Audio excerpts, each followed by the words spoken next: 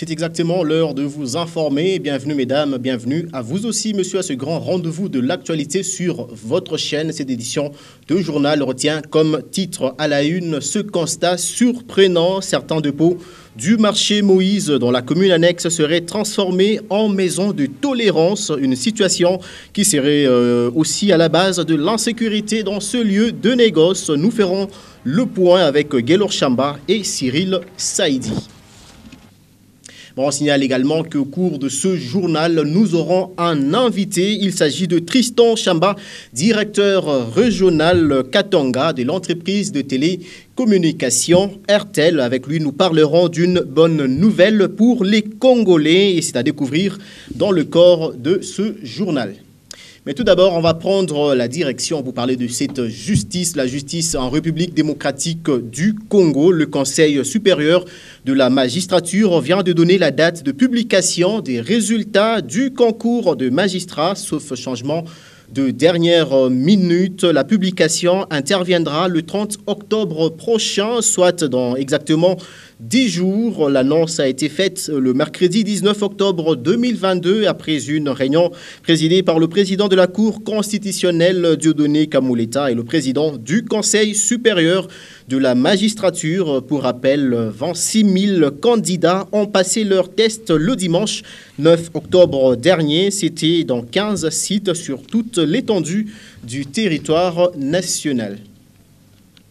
Et l'actualité dans la partie est de la République démocratique du Congo. Au total, 11 armes à feu et plusieurs munitions ont été saisies par les forces de sécurité de Goma. C'était au cours d'une opération de bouclage systématique organisée le matin de ce jeudi 20 octobre 2022 dans quelques avenues du quartier Kaeshiro. Plusieurs sources rapportent l'arrestation d'une dizaine de personnes. La partie ciblée par cette fouille est celle qui a récemment été le théâtre des incursions nocturnes de cambrioleurs et bandits à main armée. L'initiative des forces armées de la République démocratique du Congo rentre dans l'objectif de ramener la paix dans cette partie est de la République démocratique du Congo.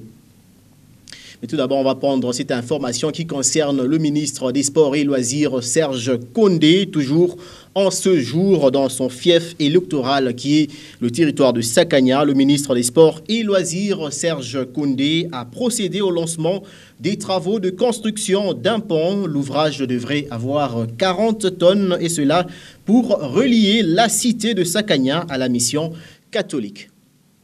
Toujours soucieux du bien-être de ses électeurs et de son Sakania natal, le ministre national des Sports et Loisirs, Serge Kondé, a procédé le mardi 18 octobre dernier au lancement des travaux de construction d'un pont d'une capacité de 40 tonnes qui reliera la cité de Sakania à la mission catholique. Une voie de passage qui épargnera principalement à des milliers d'élèves des écoles primaires Lubembe et Tchengeleni, ainsi que des écoles secondaires Boussandoulouchi et Tchengeleni, de passer par le creux de la rivière portant le même nom, avec tous les risques possibles. C'est une route qui devrait relier la cité à la mission catholique pour faire une circulaire sur la cité de Sakania. Écoutez, ce sont des travaux qui ont été abandonnés et aujourd'hui les enfants souffrent pour traverser le creux de la rivière pour aller à l'école qui est vers la montagne. Et on a pris l'initiative de venir non seulement poser la première pierre, mais lancer définitivement les travaux sous fonds propres. Parce que, écoutez, nous devons accompagner les actions du président de la République, son Excellence Félix-Antoine Tshisekedi Tshilombo, qui veut le développement à la base. Et c'est nous, les dirigeants, c'est nous, les hommes politiques, qui devront montrer l'exemple à la base. Signalons aussi que toujours dans sa politique de proximité, l'élu double brassard de Sakania a rendu visite le mercredi 19 octobre au père salésien de Don Bosco et aux filles de Marie Auxiliatrice de la paroisse Saint-Dominique Savio, où il a personnellement reçu sa formation scolaire à partir de l'école primaire. Là encore, Serge Kondé n'a pas manqué de poser des gestes de générosité en faveur de la famille salésienne en apportant sa contribution pour les travaux de finissage des toilettes et latrines pour les élèves et aussi pour les travaux de finissage de la grande salle de spectacle des filles de Marie Auxiliatrice d'une capacité d'accueil de 400 personnes. Pour moi, c'est une grande joie et nous tous, et surtout sa simplicité, de venir nous visiter simplement Et ça nous donne une grande joie. Vous voyez, se dirige vers l'école, saluer les enfants. C'est une grande joie. Pour nous, vraiment, c'est une surprise.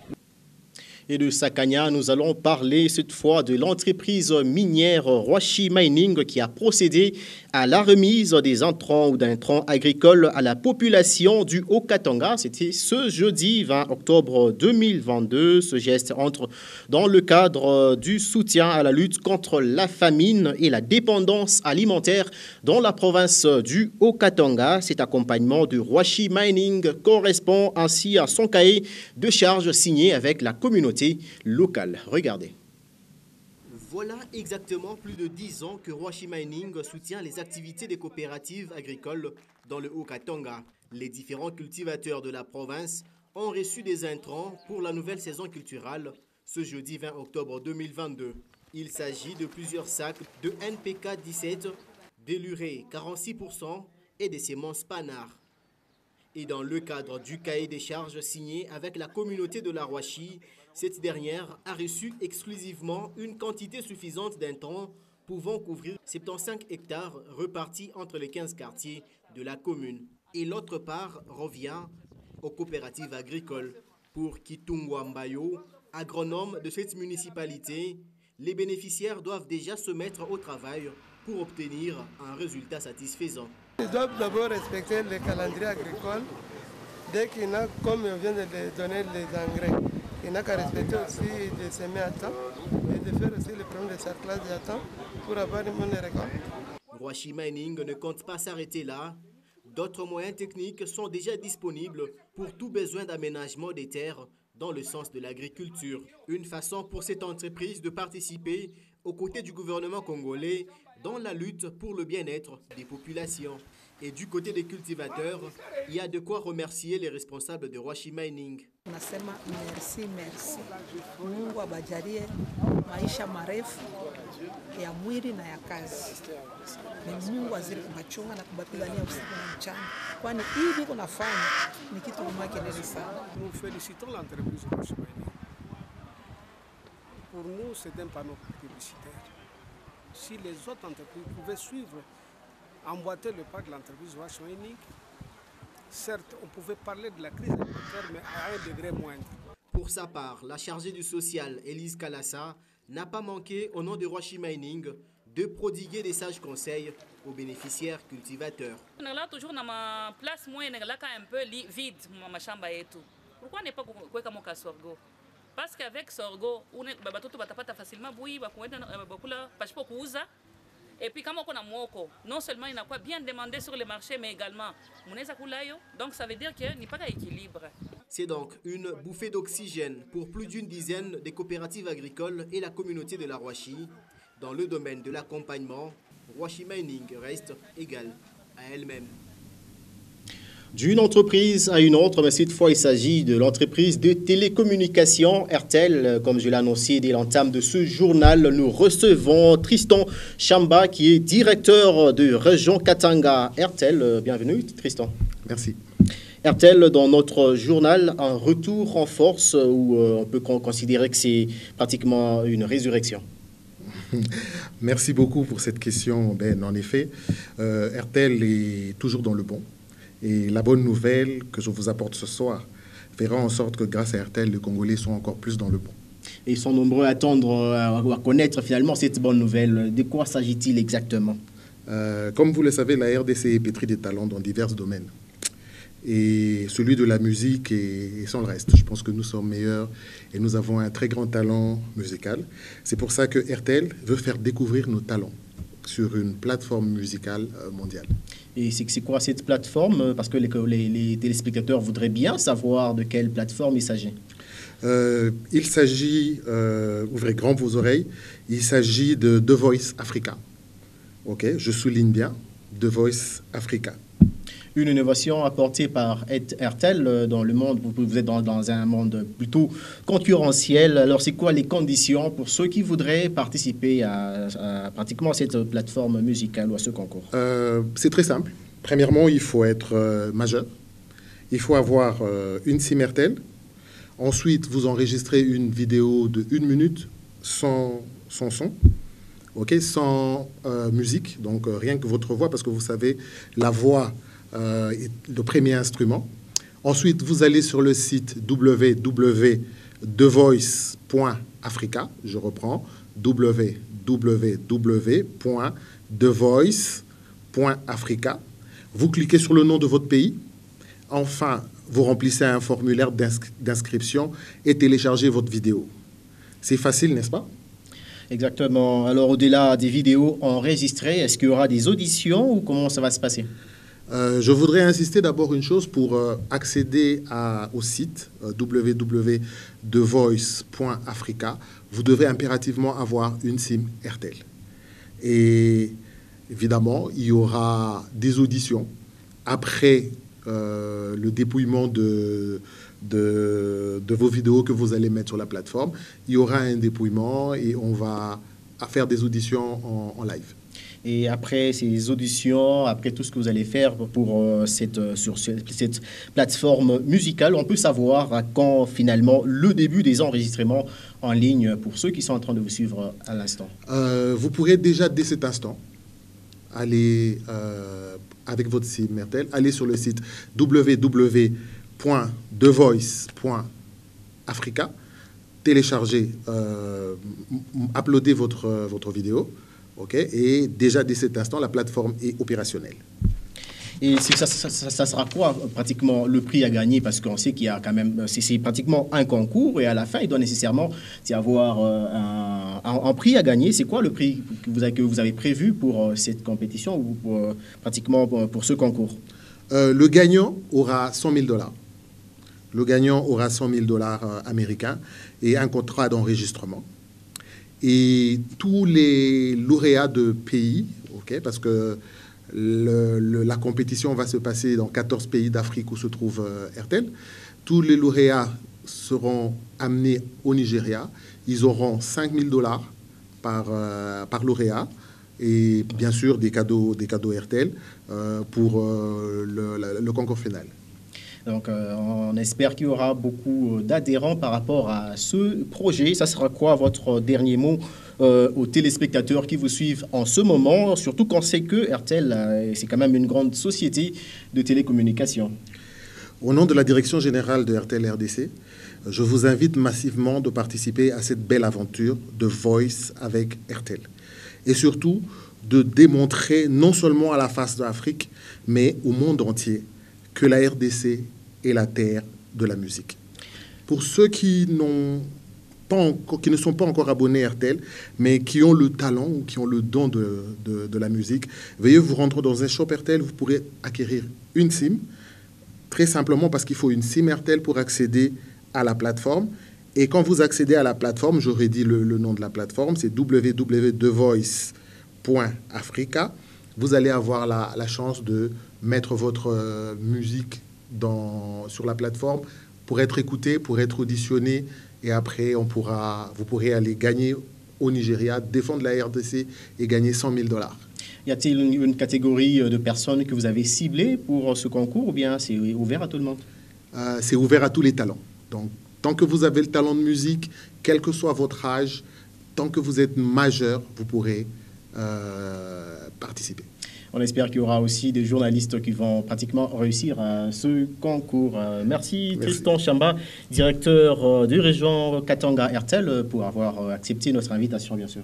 Merci. On va parler de tout à fait autre chose à présent. C'est incroyable, comme je l'ai annoncé au sommaire, incroyable, mais pourtant vrai. Plusieurs dépôts au marché Moïse, situé dans la commune annexe, seraient transformés en maison de tolérance. En effet, un groupe de jeunes filles et garçons occupent ce lieu des négoces, créant par la suite une forme d'insécurité aux heures du soir. Vu les plaintes et surtout le danger, l'administratrice de ce marché a initié un déguerpissement de ces jeunes sans abri. C'est un reportage de Guélor Chamba et Cyril Saïdi.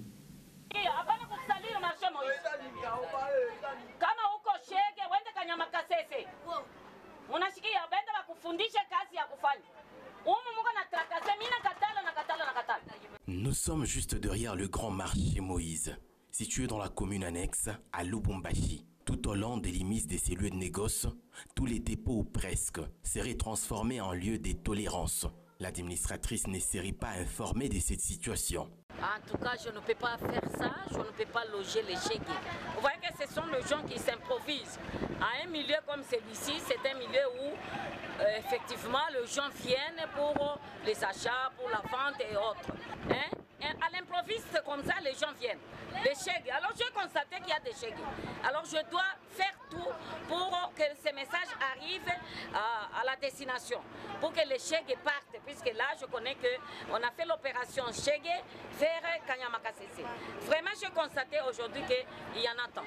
Il faut un déguerpissement immédiat. Ces jeunes filles et garçons sans abri seraient une source d'insécurité aux heures du soir. Une insécurité totale. Puisque la nuit, ils font autre chose. La journée, ils se présentent comme si ce sont les gens qui sont en train d'aider les marchands qui transportent leurs marchandises. Et la nuit, ils font autre chose vraiment. En tout cas, oui, vous-même, vous avez vu, il y a les filles, il y a les jeunes garçons. En tout cas, il faudrait qu'il y ait une opération chégué au marché Moïse. Vraiment, ils sont nombreux maintenant. Merci, maman. Merci.